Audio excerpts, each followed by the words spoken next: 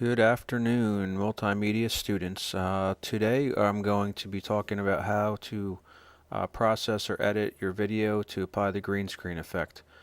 So with After Effects open, first thing we'll probably want to do is go to your project panel and import one of your video clips. So I'll go to File. All your stuff has been saved and shared. Multimedia, video production, and yearbook messages. I'll just grab any random one. Let's see, go to Kira. Alright, so with that in, that's our first clip, and then we'll just import a background picture to use. For that, I'm just going to go to my samples.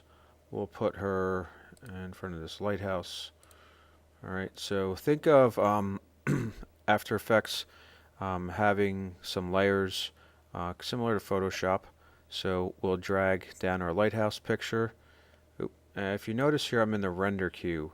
There should be this panel that says none because we have no composition yet. A composition is like a page. It holds all the elements onto it.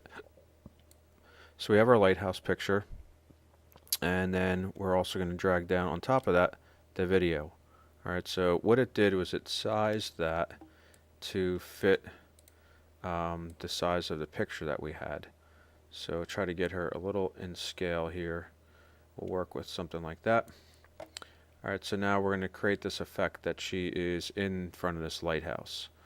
Alright, so those two things are sized in there, and you'll see that it created a composition here. That is basically your page. If you ever, one of the things we talked about was getting rid of kind of things that aren't necessary. So if we double clicked her clip there of just the video, we'll see that footage pops up.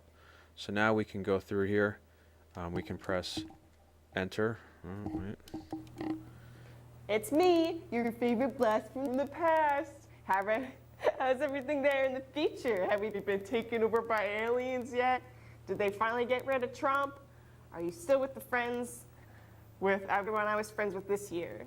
If not, what happened and do you miss them? If you do. Alright, so maybe there was a part in there that we didn't necessarily need.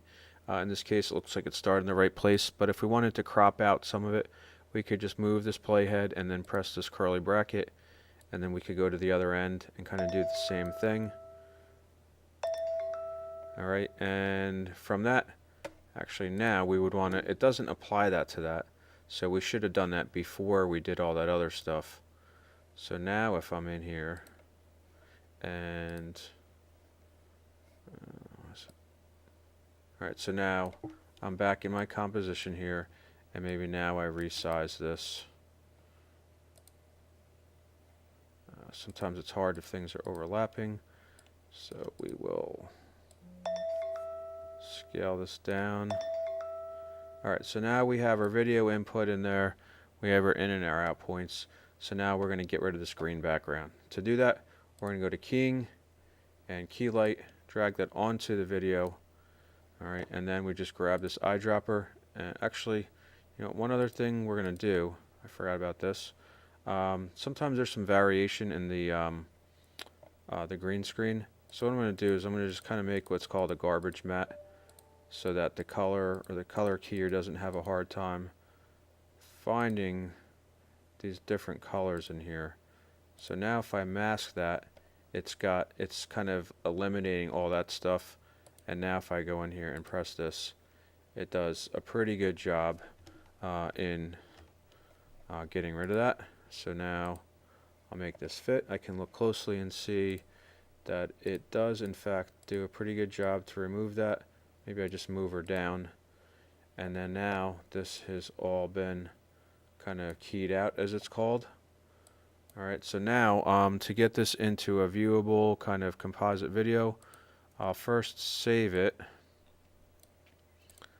and then you could render right in After Effects, but I like to use Adobe Media Encoder. It's a little quicker, so I can minimize or close that.